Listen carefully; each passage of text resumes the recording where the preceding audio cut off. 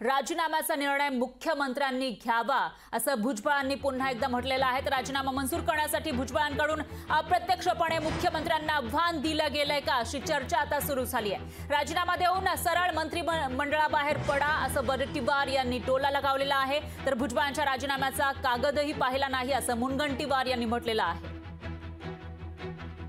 मी ज्यावेळेला राजीनामा दिला 16 नोव्हेंबरला त्यावेळेस कुणालाच माहिती नव्हतं मी काय करणार आणि एकानेही माझ्या राजीनाम्याची मागणी केलेली नव्हती। विरोधी पक्षानं नाही, कुणीच नाही, बरोबर। मी स्वतःहून 16 नोव्हेंबरला गेलो कारण मला 17 नोव्हेंबरला अंबडला रॅलीमध्ये माझी भूमिका मांडायची होती। मला वाटलं की आपण अगोदरच त्यांना सांगितलेलं बरं आणि त्यामुळे मी राजीनामा दिला। मग मी जात असताना मला फोन करून सांगितलं की तुम्ही शांत राहा, तूर्त वाच्यता करू नका। मी नाही वाच्यता केली। त्याच्यानंतर आल्यानंतर मला तिघे जे मुख्यमंत्री आणि उपमुख्यमंत्री त्यांनी सांगितलं ठीक आहे तुम्ही तुमची भूमिका मांडा परंतु राजीनाम्याची वाच्यता करू नका। परंतु आता विरोधी पक्ष तर 2.5 महिने मी थांबलो, विरोधी पक्ष करतायत, विधानसभेत केले लोकांनी काही मागणी, मी काही बोललो नाही।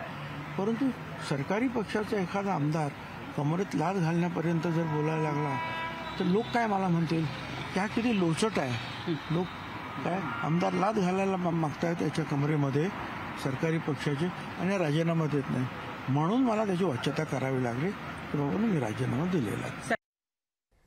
तर भुजबळ यांनी मोठा गौप्यस्फोट केल्याचं पाहायला मिळतं। दरम्यान यावर वेगवेगळ्या राजकीय प्रतिक्रिया येण्यास सुरुवात झालेली आहे, तेही बघूयात। राजीनामा दिले तर राजीनामा आपण ज्यावेळेस देतो त्यावेळेस राजीनामा देऊन आपण बाहेर पडतो, वाट बघत नाही।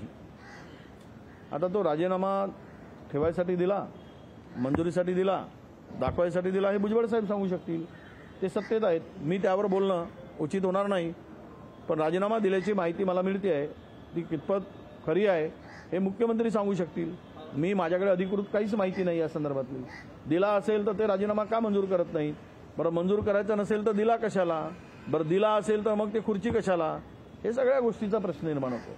त्यांच्या राजीनाम्याचा कागदही मी बघितला नाही, त्याच्यावर कोणी चर्चाही केली नाही।